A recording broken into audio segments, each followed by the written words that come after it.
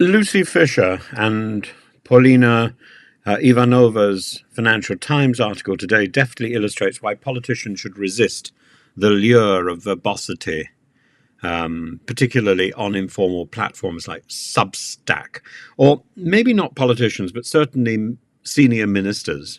The central argument posits that while these platforms offer a venue for unfiltered expression, they also expose politicians to the pitfalls of their own words, inflating minor misstatements into the potential for a diplomatic crisis. This is not significantly just the issue of David Lammy. It also takes in the stupid statements by Jacob Rees-Mogg and Boris Johnson.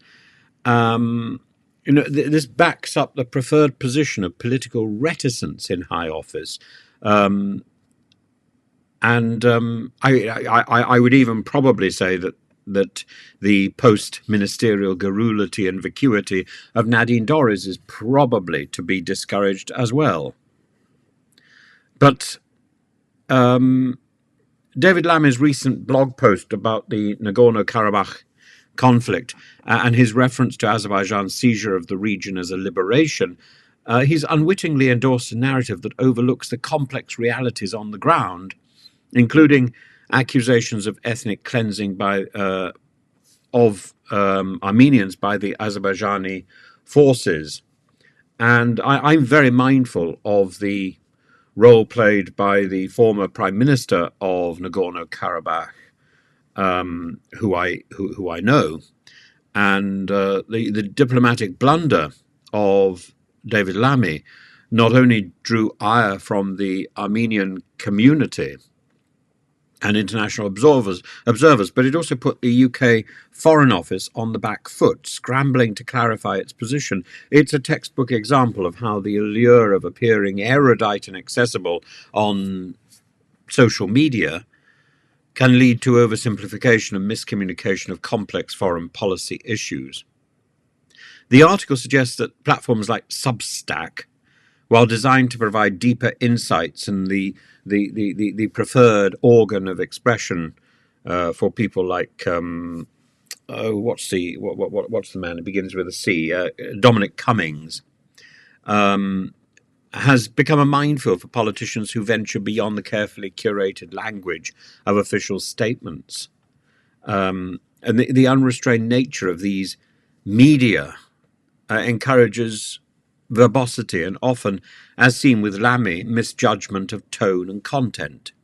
And this is compounded by the fact that the blog was issued under his ministerial capacity, blurring the line between personal opinion and official policy.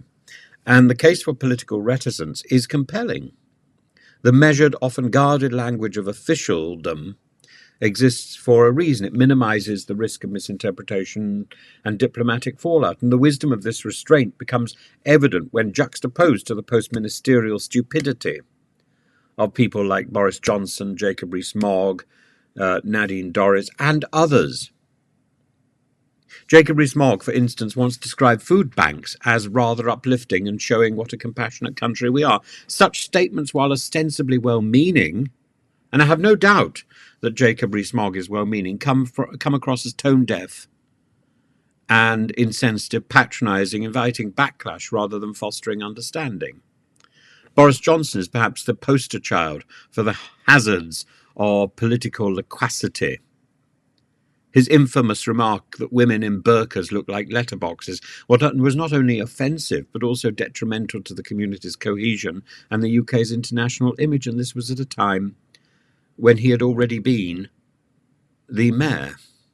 These instances underline how verbosity, garrulity, even if aimed at resonating with a particular audience, results in alienation and scandal. Nadine Dorries exemplifies the post-ministerial stupidity that comes that seems to afflict many former politicians. Her outbursts and scathing criticisms, they eventually question why she was even given ministerial posts in the first place. If this is what her mind does,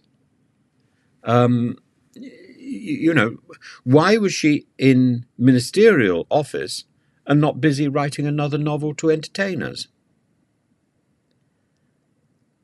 And, her tendency towards vacuity and post-ministerial commentary diminishes the gravitas of future political discourse and calls into question the political activity that went on while she was a minister. Ultimately, the article argues that senior politicians should eschew the temptation to blog and to participate, to put their feet into the social media circus. The plot is this: the more politicians attempt to explain themselves, the more they risk diluting their credibility and embroiling themselves in needless controversy. While informal platforms can seem like a democratic tease for nuanced debate, they more often than not become arenas for public missteps.